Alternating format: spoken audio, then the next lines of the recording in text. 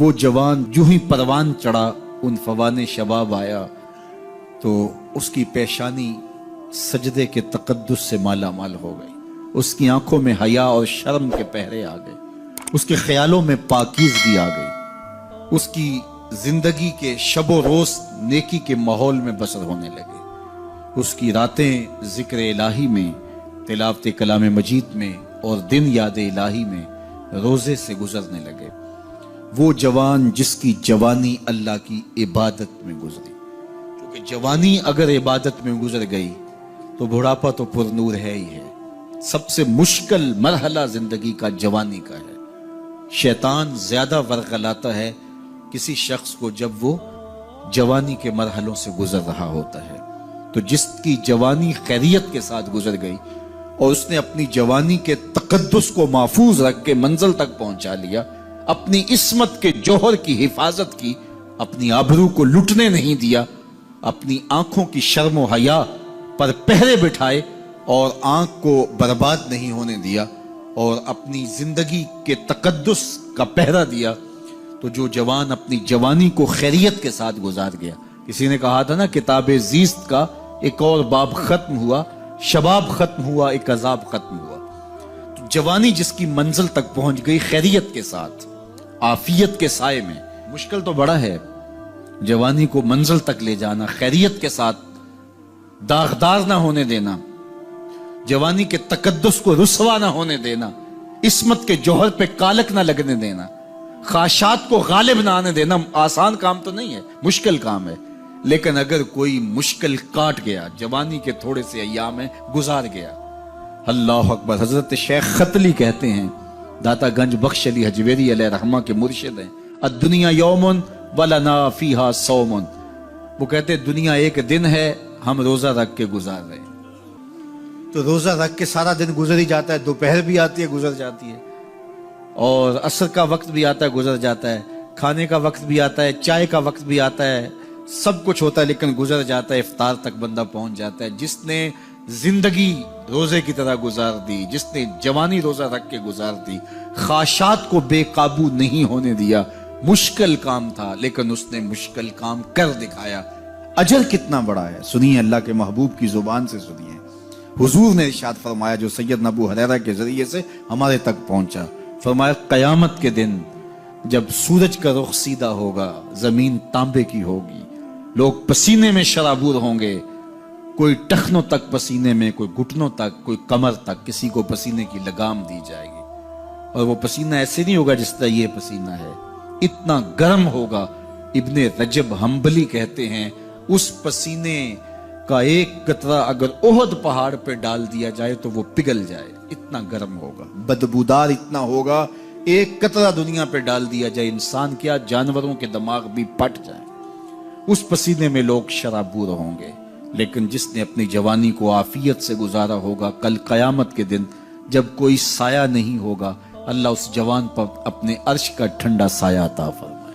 وہ شخص جس کو کسی عورت نے دعوت گناہ دی اور وہ صاحب منصب تھی، صاحب جمال تھی، اور اس نے یہ کہہ کہ یہ خواہش، یہ آرزو مسترد کر دی، انی خاف اللہ۔ اسی طرح کوئی عورت ہے تو اس نے اپنے تقدس کی حفاظت کی، اپنی آبرو پہ پہرا دیا اور کسی پیشکش کو ٹھکرا دیا، تو فرمایا قیامت کے دن جب کوئی سایہ نہیں ہوگا، اللہ اسے بھی اپنے عرش کا ٹھنڈا سایہ دے گا۔ کیسا سخت دن ہوگا، اور وہ کس اعزاز میں ہوگا، کس تکریم میں ہوگا۔ یہ تو 4 دن 10-20 سال ہیں، اور وہ 50,000 سال کا ایک دن۔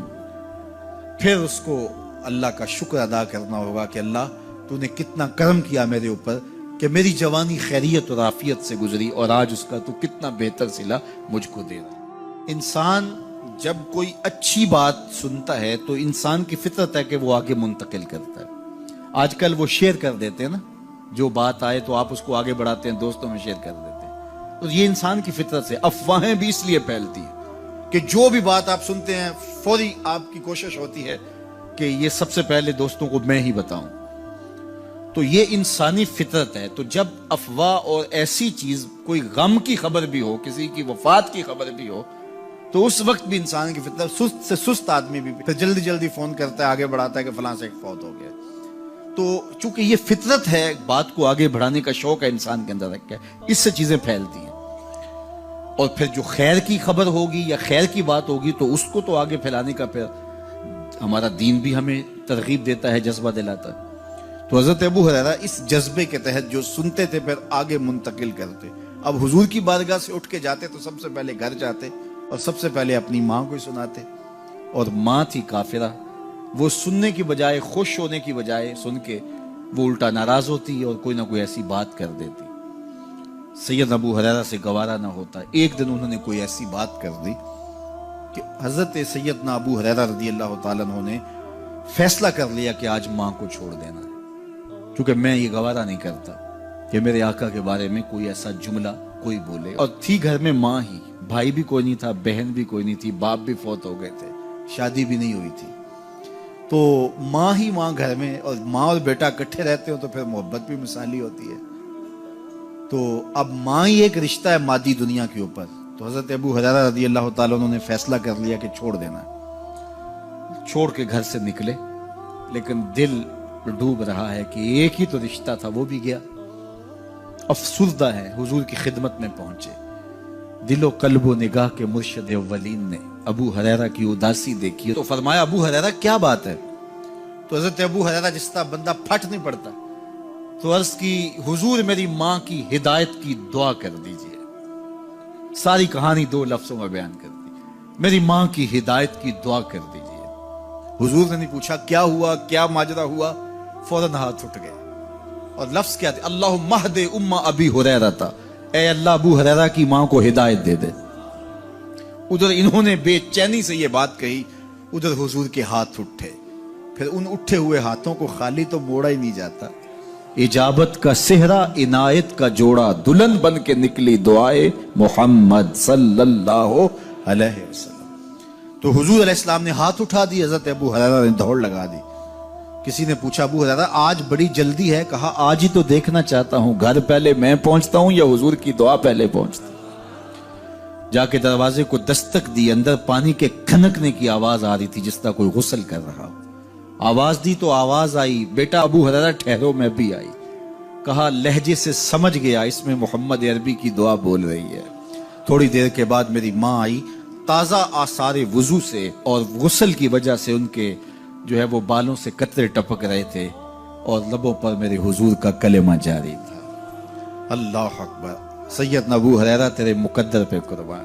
ایک سفر میں حضور علیہ السلام اور اصحاب گامزن تھے کہ راستے میں قیام کیا، تو ایک قبیلے کی صلح کروانے کے لیے حضور علیہ السلام تشریف لے گئے۔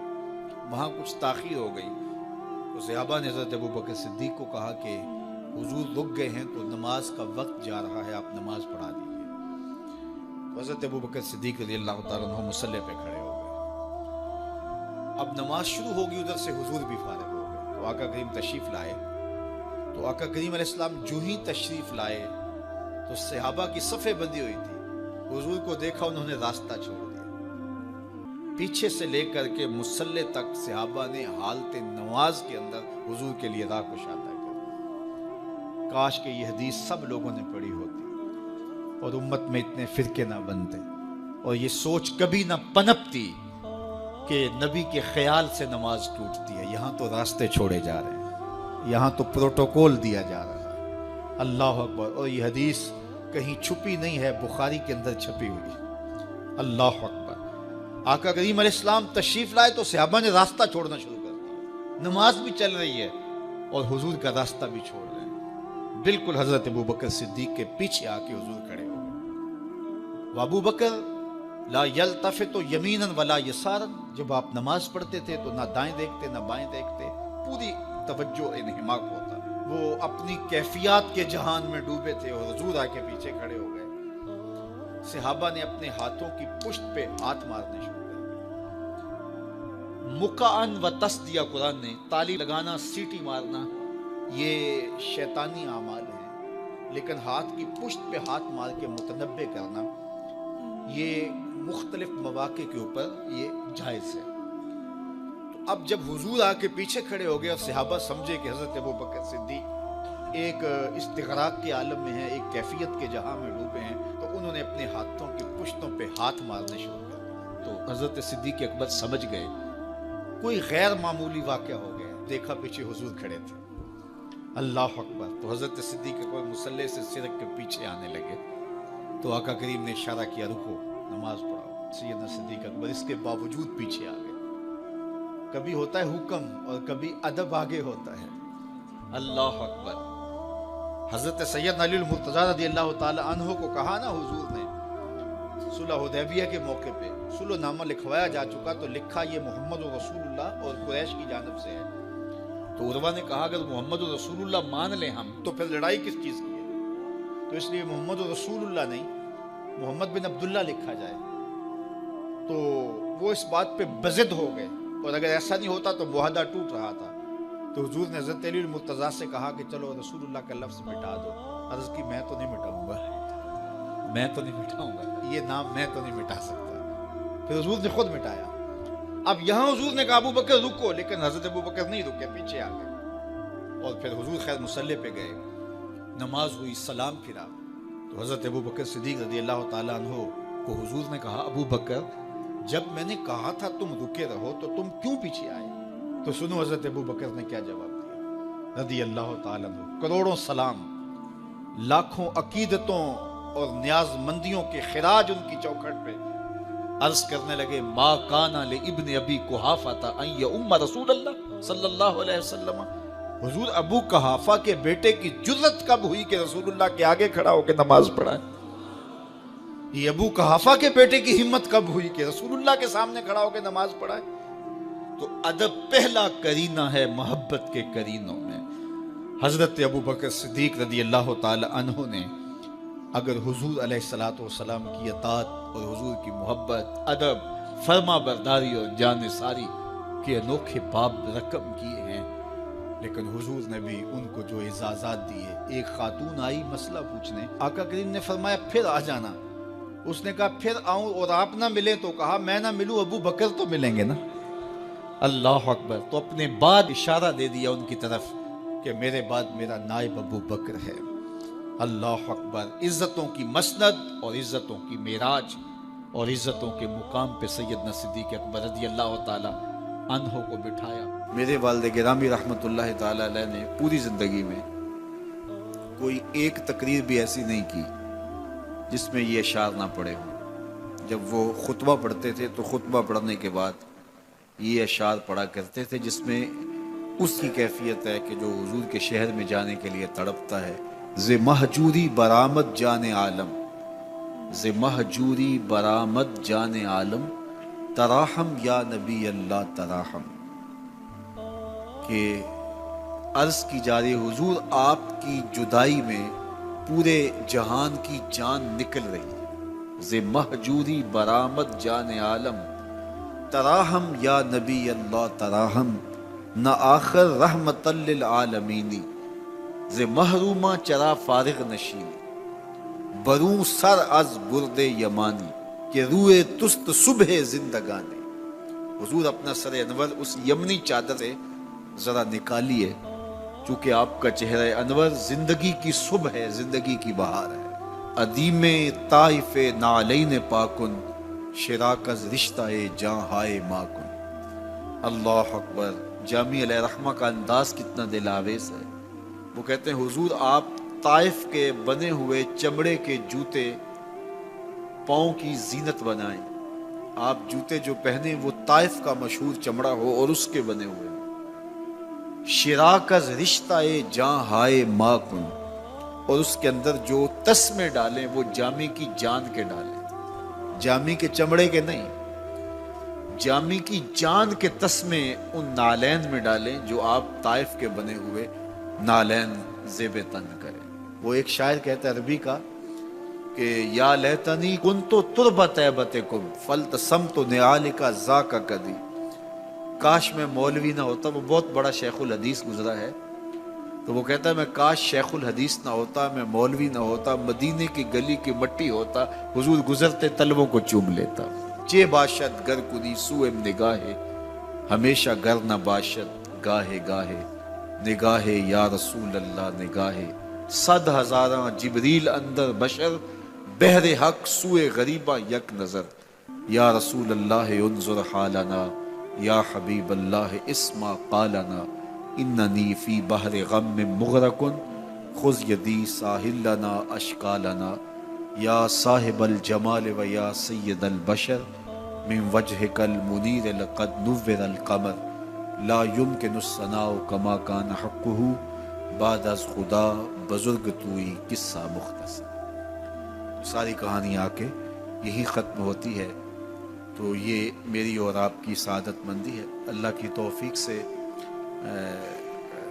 آپ کے لیے اور آپ میرے لیے محبت اور دعا کے جذبات رکھتے ہیں، اور ہم ایک دوسرے کے لیے دعا گو ہیں کہ آج میں حاضر ہوا ہوں اور آپ نے جو ہے وہ میرے لیے اپنی آنکھوں کی چمک اور محبت پیش کی ہے۔ اللہ یہ دن آپ کو بھی نصیب کرے۔